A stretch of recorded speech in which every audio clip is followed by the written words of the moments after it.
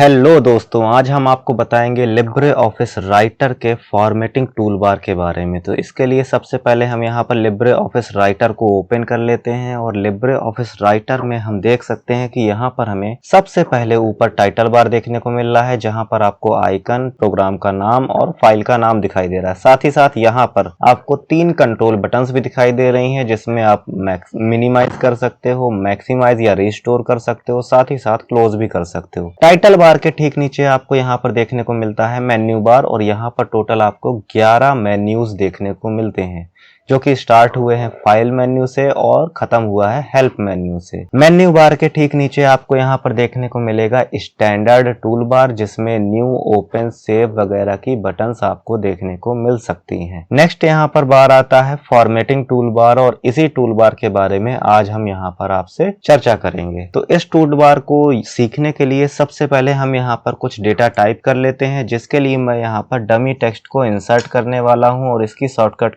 की होती है DT और F3। इतना प्रेस करते ही आप देख सकते हो यहाँ पर एक डमी टेक्स्ट आ चुका है। अब इसके बाद मैं यहाँ पर कुछ फॉर्मेटिंग अप्लाई करके देखूंगा। जैसे आप फॉर्मेटिंग टूल बार में देखो तो सबसे पहला ऑप्शन यहाँ पर आपको देखने को मिल रहा है डिफॉल्ट पैराग्राफ स्टाइल, यानी कि यहाँ से आप अपने पैराग्राफ में कोई भी स्टाइल अप्लाई करा सकते हो। जैसे मैं यहाँ पर अगर टाइटल स्टाइल को अप्लाई करना चाहूँ तो यहाँ पर मुझे क्लिक कर देना है और आपका पैराग्राफ टाइटल स्टाइल में अप्लाई हो जाएगा, टाइटल स्टाइल में लग जाएगा। ये देखिए टाइटल स्टाइल कर दिया मैंने और ये टाइटल स्टाइल लग गया। बस इसके लिए ये आपको बात ध्यान रखनी है कि जब भी आप कोई स्टाइल अप्लाई कर रहे हो तो वो पैराग्राफ सिलेक्टेड होना चाहिए। अगर वो पैराग्राफ सिलेक्टेड नहीं होगा तब यहाँ पर क्लिक करने पर भी वो स्टाइल अप्लाई नहीं होगी। जैसे अभी मैं इस पैराग्राफ में हूँ और अगर मैं यहाँ पर हेडिंग को अप्लाई करूंगा तो ये हेडिंग्स अप्लाई होंगी, आप देख सकते हैं। लेकिन अगर मैं इस पैराग्राफ से बाहर आ गया, जैसे मैंने यहाँ पर क्लिक कर दिया और अब मैं कोई भी स्टाइल यहाँ अप्लाई करा रहा हूँ, तो आप देख सकते हो कोई भी स्टाइल अप्लाई नहीं हो रही, क्योंकि अब मैं पैराग्राफ से बाहर आ चुका हूँ और जिस जगह पर मेरा कर्सर है इस जगह पर अभी ये स्टाइल्स अप्लाई हो रही होंगी। ठीक है, तो अगर मैं यहाँ पर कोई टेक्स्ट लिखूंगा तो वो अब इसी स्टाइल में अप्लाई हो रहा होगा। उम्मीद है ये वाला विकल्प आपको समझ में आ गया होगा। इसके बाद अगला ऑप्शन देखते हैं अपडेट सिलेक्टेड स्टाइल, यानी कि जो स्टाइल आप सिलेक्ट किए हुए हो उस स्टाइल में अगर आपने यहाँ पर कुछ चेंजेस किए हैं, जैसे अभी यहाँ इस पैराग्राफ को मैंने सिलेक्ट किया और इस पैराग्राफ में मैंने यहाँ पर कुछ चेंजेस कर दिए, जैसे कि यहाँ से मान लेते हैं इटैलिक लगा दिया। इटैलिक लगा देने के बाद अगर मैं अपडेट कर देता हूं तो ये अपडेशन इस स्टाइल में अपडेट हो जाएगा। अब मैं अगर किसी और पैराग्राफ में ये हेडिंग 1 को अप्लाई करूंगा तो नया अप्लाई किया हुआ जो भी हमारा फॉर्मेट था, जो भी हमने फॉर्मेटिंग अप्लाई की थी, वो देखिए यहाँ पर भी अप्लाई हो रही है। देखिए इटैलिक ये भी हो गए, जबकि हेडिंग 1 में पहले से यहाँ पर इटैलिक को अप्लाई नहीं किया गया था। उम्मीद है आपको ये ऑप्शन भी समझ में आया होगा। अगला ऑप्शन है यहाँ पर new style from selection. Suppose अगर आप यहाँ पर कुछ सिलेक्शन पहले से बनाए हुए हो और उस सिलेक्टेड पार्ट का या उस सिलेक्टेड एरिया से आपको एक नई स्टाइल क्रिएट करनी है, तब हम इस ऑप्शन का यूज करते हैं। तो इसके लिए पहले हम इस टेक्स्ट को नॉर्मल कर देते हैं, एकदम नॉर्मल लगा दिया है, डिफॉल्ट स्टाइल कर दिया है, कोई भी इसमें स्टाइल अभी सिलेक्टेड नहीं है। अब हम यहाँ पर देखेंगे कुछ स्टाइल खुद से क्रिएट करके उसको यहाँ से ऐड करेंगे। तो मैंने यहाँ पर एक वर्ड लिया, मान लेते हैं ही हियर्ड, ठीक है, और यहाँ पर एंटर दबाकर आपको लाइन ब्रेक जरूर कर लेना है। इसके बाद मैंने इस वर्ड को सिलेक्ट किया, सिलेक्ट करने के बाद इसमें बोर्ड लगा दिया और कलर कर दिया रेड, साथ ही साथ फॉन्ट साइज कर दिया है 18 और फॉन्ट को कर दिया है यहाँ पर ये। ठीक है, देखिए मैंने यहाँ पर एक खुद से एक स्टाइल क्रिएट की है। अब इसको यहाँ पर सिलेक्ट करके, पहले मैंने इसको सिलेक्ट किया और सिलेक्ट करने के बाद न्यू स्टाइल फ्रॉम सिलेक्शन पर क्लिक कर दिया। इसकी शॉर्टकट की आप देख पा रहे हो, शिफ्ट F11 है, इस पर क्लिक कर दिया। क्लिक करते ही अब ये हमसे स्टाइल का नाम पूछ रहा है, तो मैंने यहाँ पर स्टाइल का नाम लिख दिया स्टाइल 1। अब इसके बाद कर दिया ओके। ओके करते ही ये स्टाइल 1 यहाँ पर देखिए आ चुका है, ये स्टाइल 1 शो कर रहा है। अब अगर ये स्टाइल मुझे कहीं और भी अप्लाई करनी पड़े इस डॉक्यूमेंट में तो मैं वहां पर इसे अप्लाई कर सकता हूं। जैसे कि यहाँ पर मुझे अगर ये स्टाइल अप्लाई करानी है तो मुझे इस पैराग्राफ को सिलेक्ट करना है और सिलेक्ट करने के बाद अपनी बनाई हुई स्टाइल 1 को अप्लाई करा देना है। तो अब आप देख सकते हैं कि ये स्टाइल यहाँ भी आ गई और यही स्टाइल यहाँ भी आ गई। इससे आपको ये सीखने को मिला कि इस ऑप्शन का यूज करके आप यहाँ पर अपने फॉर्मेट किए हुए टेक्स्ट से एक नई स्टाइल क्रिएट कर सकते हो। अगला ऑप्शन आप यहाँ पर अभी देखिए, जो कि फॉन्ट का नेम या फॉन्ट फेस चेंज करने के काम आता है। आप यहाँ पर टेक्स्ट को सिलेक्ट करोगे और टेक्स्ट को सिलेक्ट करने के बाद अपने फॉन्ट को यहाँ से चेंज कर सकते हो। जैसा भी आपको फॉन्ट रखना हो वो फॉन्ट आप यहाँ पर रख सकते हो। हर फॉन्ट की अपनी अलग एक स्टाइल होती है, एक अलग लुक होता है। आप यहाँ से उस फॉन्ट को अप्लाई कर सकते हो जो भी आपको पसंद आए। इसके बाद अगला ऑप्शन है यहाँ पर फॉन्ट साइज का। फॉन्ट साइज पर जब आप क्लिक करोगे तो आप यहाँ से फॉन्ट का साइज सिलेक्ट कर सकते हो, चेंज कर सकते हो। जैसे कि यहाँ पर हम देख सकते हैं कि ऑप्शंस के थ्रू यहाँ पर हम मिनिमम 6 पीटी कर सकते हैं साइज और मैक्सिमम 96 पीटी फॉन्ट साइज कर सकते हैं। तो फिलहाल मैं इसको 36 पीटी पे करके देख रहा हूँ, तो आप देख रहे हो कि फॉन्ट यहाँ पर चेंज हो रहा है। उम्मीद है आपको ये भी ऑप्शन समझ में आ गया होगा। इसके बाद नेक्स्ट ऑप्शन है यहाँ पर बोल्ड का, और बोल्ड पर अगर आप क्लिक करते हो तो आपका टेक्स्ट हल्का सा डार्क होगा और हल्का सा नॉर्मल होगा। अब फिलहाल मेरी जो स्टाइल लगी हुई है उसमें ऑलरेडी बोल्ड है और ये जो फॉन्ट में सिलेक्ट किए हुए हूँ वो भी बोल्ड कैटेगरी का है, इसलिए इस पर कोई भी चेंजेस समझ में नहीं आ रहे। तो सबसे पहले मैं यहाँ पर इस फॉन्ट को हटाकर कोई दूसरा फॉन्ट लगा लेता हूँ। जैसे मैंने यहाँ पर लगा लिया है एरियल। एरियल फॉन्ट लगा देने के बाद अब हम इसको लगाकर देखेंगे बोल्ड को अप्लाई हो रहा है कि नहीं। ये देखिए, आप देख पा रहे हो यहाँ पर चेंजेस हो रहे हैं। तो इस तरह से आप यहाँ पर बोल्ड को भी यूज कर सकते हो। इसकी शॉर्टकट की भी आपके सामने है। नेक्स्ट यहाँ पर है इटैलिक ऑप्शन और इसकी शॉर्टकट की होती है Ctrl+I। इस पर जब आप क्लिक करोगे तो आपका सिलेक्ट किया हुआ टेक्स्ट इटैलिक फॉर्म में कन्वर्ट हो जाएगा, यानी कि हल्का सा तिरछा हो जाएगा। नेक्स्ट है यहाँ पर अंडरलाइन। अगर आप इस पर क्लिक करते हो तो आपका सिलेक्ट किया हुआ टेक्स्ट अंडरलाइन हो जाएगा, और अगर इसके बगल में बने हुए एरो पर आप क्लिक करते हो तो यहाँ पर अंडरलाइन के और भी बहुत सारे ऑप्शन आपको मिल जाएंगे। जैसे मैं यहाँ पर डबल अंडरलाइन अगर लगाना चाहता हूँ तो मुझे डबल पे क्लिक कर देना है और अब आप देख सकते हो कि सिलेक्ट किए हुए पैराग्राफ में डबल अंडरलाइन आ चुकी है। उम्मीद है ये ऑप्शन भी आपको अच्छा लगा होगा और समझ में भी आया होगा। नेक्स्ट ऑप्शन है यहाँ पर स्ट्राइक थ्रू। अगर आप इस पर क्लिक करते हो तो आपका सिलेक्ट किए हुए टेक्स्ट के बीच में एक लाइन बन जाती है कुछ इस प्रकार। पहले मैं यहाँ से अंडरलाइन जरा हटा दूं, इटैलिक भी हटा दिए। अब देखिए स्ट्राइक थ्रू अगर मैं करता हूं तो आपके सिलेक्ट किए हुए टेक्स्ट में अंडरलाइन, वो अंडरलाइन नहीं, स्ट्राइक थ्रू यानी कि एक बीच में लाइन बन जाएगी। इस ऑप्शन को वापस से डिसेबल करते हैं और यहाँ पर देखिए आगे के ऑप्शन है सुपर स्क्रिप्ट और सब स्क्रिप्ट। जब हम सुपर स्क्रिप्ट पर क्लिक करेंगे तो आपका सिलेक्ट किया हुआ कैरेक्टर या टेक्स्ट एक्चुअल साइज से थोड़ा सा ऊपर हो जाएगा, मतलब एक्चुअल फॉन्ट्स के साइज से थोड़ा सा ऊपर हटके छोटा हो जाएगा। देखते हैं, जैसे मुझे अगर डी में अप्लाई करना है तो मैंने डी कैरेक्टर को सिलेक्ट किया और सिलेक्ट करने के बाद जैसे ही मैं इसको सुपर स्क्रिप्ट पे क्लिक करूंगा तो आप देख सकते हो यहाँ पर ये सुपर स्क्रिप्ट यहाँ पर अप्लाई हो गई है। इसकी शॉर्टकट की भी आप यहाँ पर देख सकते हो Ctrl+Shift+P। नेक्स्ट ऑप्शन है यहाँ पर सब स्क्रिप्ट का। जब आप इस कोई भी कैरेक्टर सिलेक्ट करके सब स्क्रिप्ट पर क्लिक कर देते हो तो आपका सिलेक्ट किया हुआ कैरेक्टर आपके फॉन्ट के हल्का सा नीचे की तरफ छोटा हो जाएगा। नेक्स्ट है यहाँ पर क्लियर डायरेक्ट फॉर्मेटिंग, यानी कि आपने जो भी फॉर्मेटिंग अप्लाई की है उसको ये क्लियर कर देगा। जैसे मैं इस पूरे टेक्स्ट को अगर सिलेक्ट करके क्लियर डायरेक्ट फॉर्मेटिंग पर क्लिक करता हूं तो अब आप देख सकते हो कि इससे वो पूरी फॉर्मेटिंग हट चुकी है और जो भी डिफॉल्ट यहाँ पर स्टाइल रहा होगा, जो भी हमने सेट किया होगा, वो अब यहाँ पर आ चुका है। इसी तरह से अगर मैं इसको सिलेक्ट करूं और इस पे देखते हैं कौन सा स्टाइल लगा हुआ है, फिर इसको अगर हम यहाँ से करते हैं क्लियर डायरेक्ट फॉर्मेटिंग तो देखिए यहाँ से केवल फॉन्ट चेंज हुआ है और स्टाइल वही आ गई जो डिफॉल्ट पहले लगी हुई थी इस फॉन्ट में। तो क्लियर डायरेक्ट फॉर्मेटिंग करने से आपको ये समझ में आया कि जब आपका टेक्स्ट फॉर्मेट किया गया हो अपनी एक्चुअल स्टाइल के अलावा में कुछ भी फॉर्मेटिंग आपने जो भी लगाई हो उस फॉर्मेटिंग को ये हटा देगा और जो भी स्टाइल यहाँ पर उस फॉर्मेट की रही है वो डिफॉल्ट स्टाइल यहाँ पर आ जाएगी।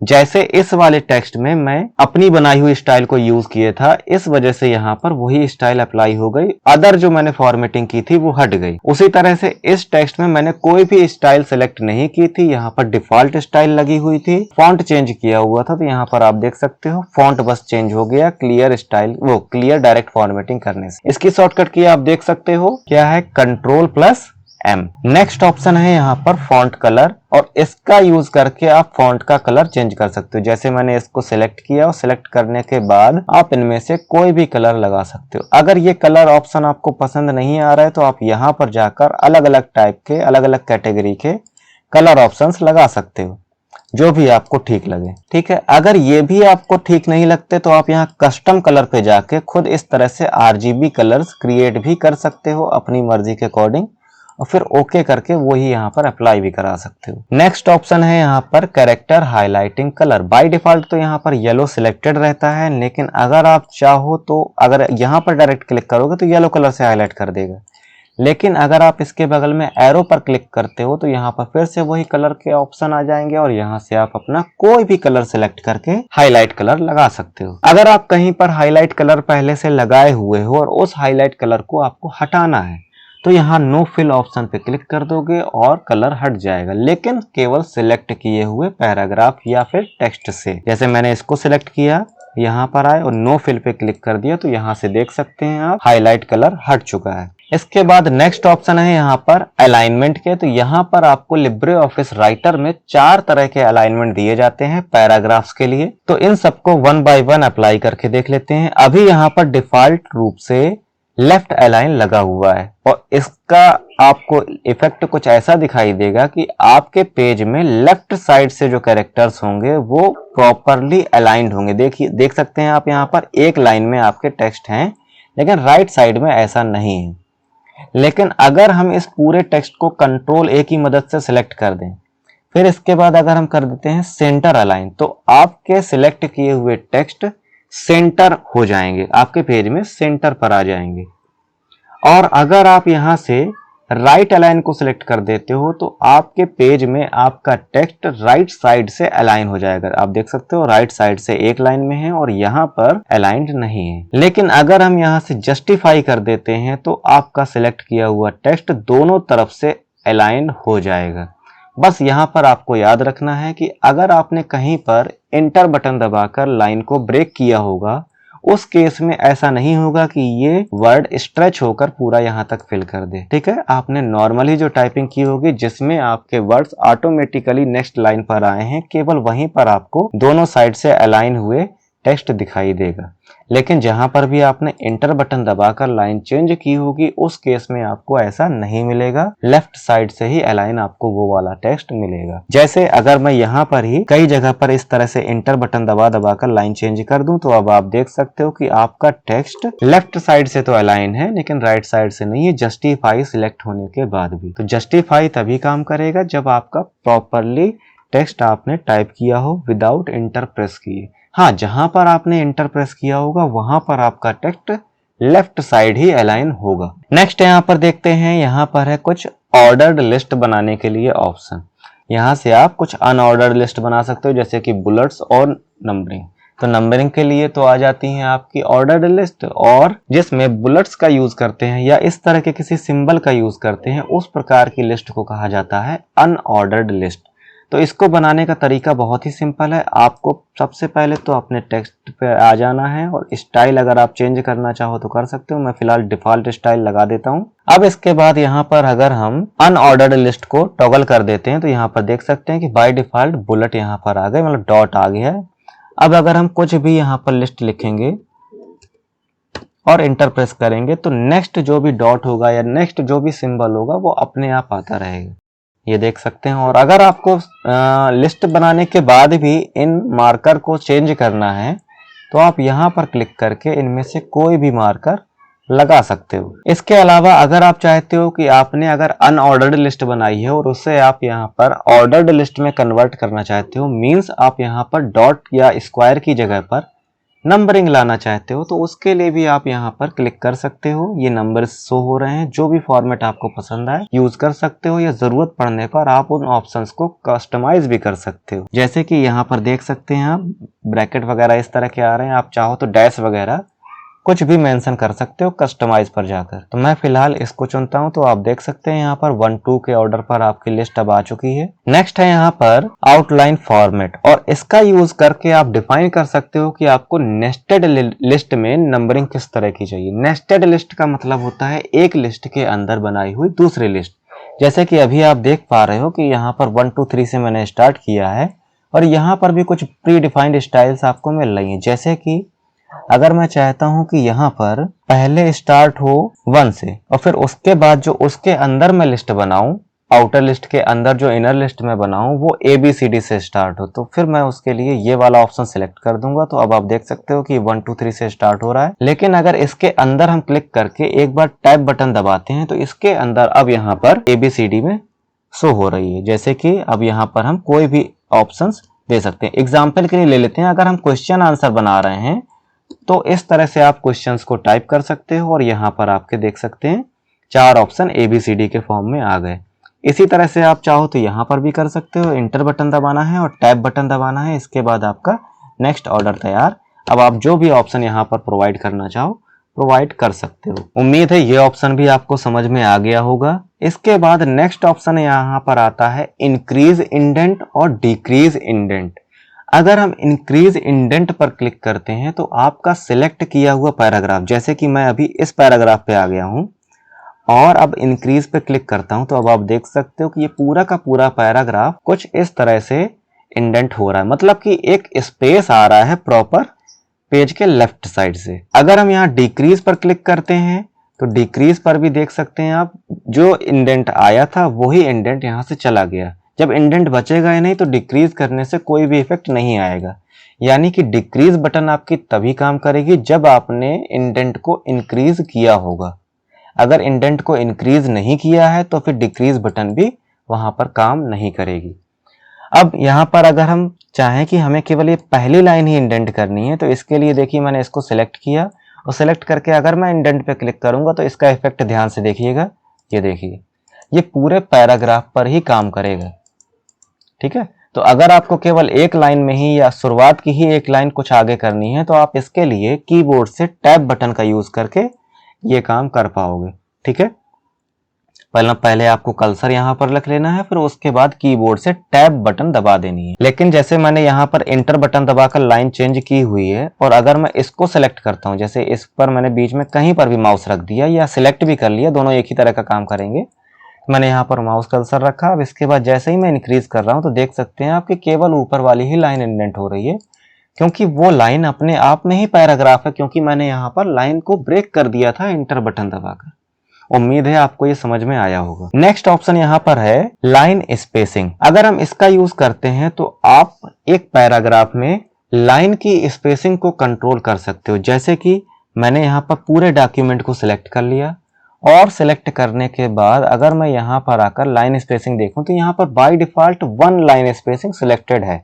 अगर मैं लाइन स्पेसिंग 2 कर देता हूं तो अब आप देख सकते हो कि 2 लाइनों के बीच में 2 pt का गैप आ चुका है, यानी कि 2 वैल्यूज का गैप आ चुका है। इसके बाद यहाँ पर अगर आप चाहो तो लाइन को वापस से कम कर सकते हो, ये वापस से कम हो जाएगा, लेकिन केवल सिलेक्ट किए हुए पैराग्राफ में, जहां पर भी आपका जिस पैराग्राफ में कर्सर रहा होगा उस पैराग्राफ में। अगर सभी में हमें अप्लाई करना है तो पहले पूरा सिलेक्ट करेंगे कंट्रोल ए से, उसके बाद लाइन स्पेसिंग 1 कर देंगे। तो अब आप देख सकते हो ये पूरे टेक्स्ट में अप्लाई हो चुका है। अब यहाँ पर देख लेते हैं पैराग्राफ स्पेसिंग। जैसे ही हम इस पर क्लिक करते हैं तो केवल एक पैराग्राफ से दूसरे पैराग्राफ के बीच में स्पेस इंक्रीज होगा। जैसे कि इस पर हमने क्लिक किया तो अब आप देख सकते हो जहां जहां हमने पैराग्राफ दिया हुआ है केवल वहीं पर ये स्पेस हो रहा है। लेकिन एक चीज और ध्यान दीजिएगा कि जिस पैराग्राफ में हमारा माउस पॉइंटर है ये वहां पर अभी काम कर रहा है। जैसे कि अभी हमारा माउस कर्सर इस वाले पैराग्राफ में है, तो ये केवल इस वाले पैराग्राफ में ही स्पेसिंग को इंक्रीज करा रहा है। लेकिन अगर हम पूरे डॉक्यूमेंट को सिलेक्ट कर लेंगे उसके बाद देखिएगा, मैंने कंट्रोल ए बटन दबाकर पूरे डॉक्यूमेंट को सिलेक्ट किया।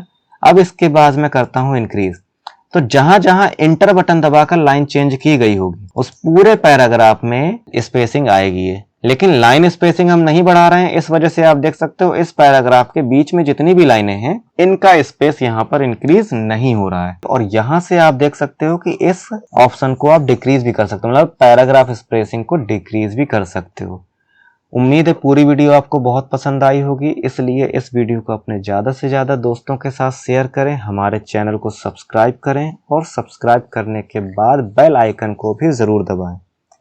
आगे आप जिस तरह की भी वीडियोस यहाँ पर इस चैनल पे देखना चाहो उस वीडियो को आप कमेंट कर सकते हो, या कोई भी टॉपिक कंप्यूटर से रिलेटेड जो आप यहाँ पर चाहते हो कि मैं वीडियो बनाऊं उसके लिए आप हमें कमेंट बॉक्स में सजेशन दे सकते हो। पूरा वीडियो देखने के लिए धन्यवाद।